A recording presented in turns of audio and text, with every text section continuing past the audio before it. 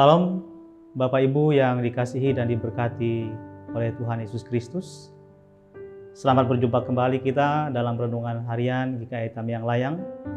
Sebagaimana dari Almanak Nas Gereja Kalimantan Evangelis, diambil dari Amsal pasal 9 ayat 7 sampai ayat yang ke-15. Saya tidak membaca secara keseluruhan bagian pembacaan kita hari ini, tetapi saya membacakan di ayat yang ke-10 yang demikian bunyi firman Tuhan. Permulaan hikmat adalah takut akan Tuhan, dan mengenal yang Maha Kudus adalah pengertian. Bapak Ibu yang dikasihi dan diberkati dalam Tuhan Yesus Kristus, hikmat atau kepandaian merupakan bagian yang sangat diperlukan oleh siapapun, oleh siapa saja. Karena dengan hikmat itu akan memungkinkan setiap orang untuk memiliki pemahaman atau pengertian yang baik tentang kehidupannya, bahkan juga tentang kehidupan lainnya yang ada di sekitar hidupnya. Firman Tuhan untuk kita hari ini juga berbicara tentang bagaimana hikmat Allah. Secara umum di tengah-tengah dunia, bahkan di tengah-tengah kehidupan kita, tentunya setiap orang juga menginginkan agar dia bisa memiliki hikmat. Tapi pertanyaan penting bagi kita adalah, apakah setiap orang mendasarkan hikmat, kepandaian, dan kemampuan yang dia miliki itu atas dasar kuasa dan kebesaran Tuhan? Ataukah dia mendasarkan semuanya itu atas kemampuan dan kekuatan dirinya sendiri? Kalau kita melihat dari bagian firman Tuhan, bahkan secara khusus dari kitab Amsal ini, secara keseluruhan, sang penulis yaitu Salomo sendiri ingin mengingatkan kepada setiap orang percaya, bahkan bagaimana pengalaman hidupnya sendiri, bahwa hikmat yang didasarkan atas kekuatan, atas kekuasaan dari manusia, tentunya tidak akan menghantarkan seseorang kepada sesuatu yang maksimal dan memuaskan untuk kehidupannya.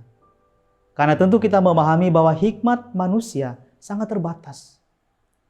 Hikmat secara duniawi juga sangat terbatas. Tetapi yang menjadi utama dan penting, sebagaimana yang dikatakan melewati firman Tuhan untuk kita hari ini adalah hikmat yang bersumber dari Allah, yaitu ketaatan dan ketakutan kepada Tuhan, itulah yang menjadi utama dan penting. Oleh karena itu Bapak Ibu sidang jemaat yang dikasihi dan diberkati dalam Tuhan Yesus Kristus, permulaan hikmat adalah takut akan Tuhan. Itu yang menjadi penting dan utama. Takut kepada Tuhan, mentaati apa yang Tuhan kehendaki dalam hidup kita, dan mendasarkan apapun yang kita miliki di tengah-tengah hidup kita adalah atas kekuasaan dan kekuatan Tuhan semata. Oleh karena itu juga melewati firman Tuhan ini ingin mengajak dan mengingatkan kepada kita semua, manfaat hikmat yang bersumber daripada Allah itu akan menuntun setiap orang untuk dimampukan menjadi saksi Tuhan, menjadi berkat atas kehidupan, menjadi saksi yang benar, saksi yang berkualitas, saksi yang bermakna bagi kehidupan orang lain di sekitarnya.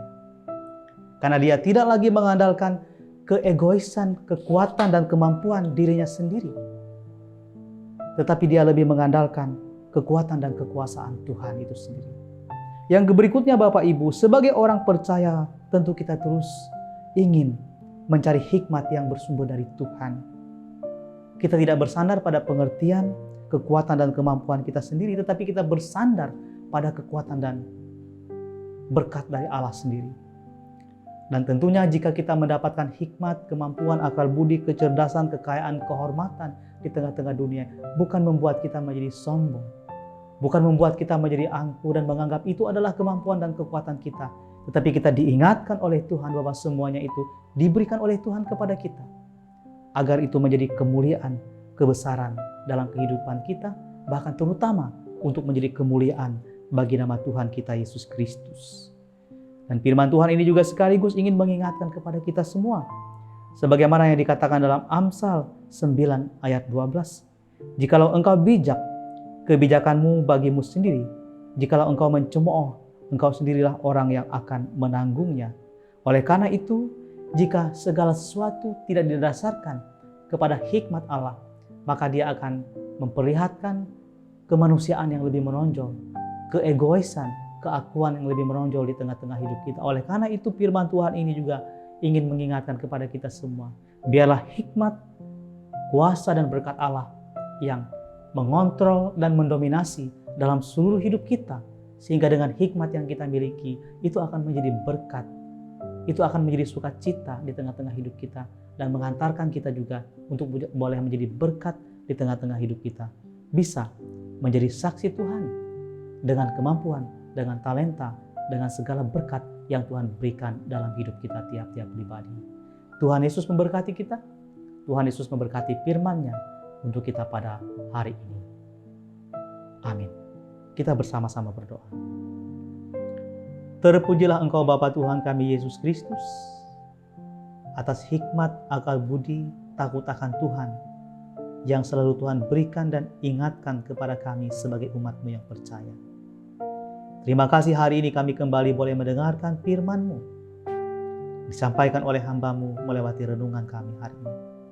Biarlah itu sungguh-sungguh mengajar kami, mengingatkan kami semua bahwa segala hal yang Tuhan berikan sebagai bentuk hikmat dalam diri dan kehidupan kami, sungguh-sungguh kami syukuri, kami manfaatkan untuk kebaikan, untuk kemuliaan dan kebesaran bagi nama Tuhan Yesus Kristus.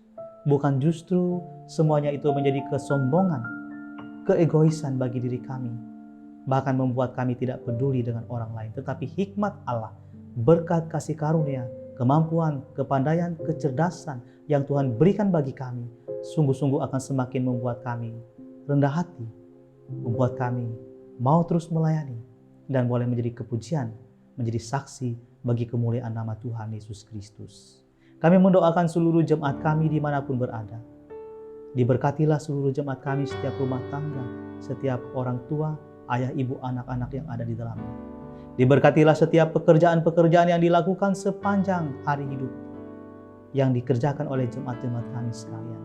Biarlah berkat Tuhan, kasih karunia, damai sejahtera, sukacita senantiasa ditaruhkan oleh Tuhan dalam setiap kehidupan jemaat, dalam setiap rumah tangga, dalam setiap rencana dan pekerjaan kami tiap-tiap hari. Kami juga terus berdoa bagi pekerjaan dan pemberitaan firman Tuhan yang dilakukan oleh para hamba-hamba dan pekerja-pekerja gereja, baik sebagai pendeta, penginjil, ketua diakon, vikaris, bahkan seluruh orang yang ambil bagian dalam pelayanan. Terlebih juga melewati pelayanan multimedia yang dilakukan di berbagai tempat, termasuk kami di jemaat kami yang lain. Berkatilah seluruh pelayanan itu untuk boleh menjadi media pemberitaan dan kebenaran firman Tuhan, penguatan bagi jemaat kami di tengah-tengah berbagai pergumulan dan situasi yang dihadapi di masa-masa pandemi COVID-19 ini. Biarlah kasih karunia, berkat, pertolongan dan perlindungan Tuhan senantiasa mengiringi, menjaga dan memelihara setiap kehidupan kami, seluruh jemaat, seluruh umat Tuhan, dalam tugas tanggung jawab, bahkan dalam pekerjaan pelayanan kami, demi kemuliaan bagi nama Tuhan Yesus Kristus. Terima kasih Bapa. Terima kasih Tuhan Yesus Kristus. Inilah doa dan ucapan syukur kami melewati renungan firman Tuhan untuk kami pada hari ini.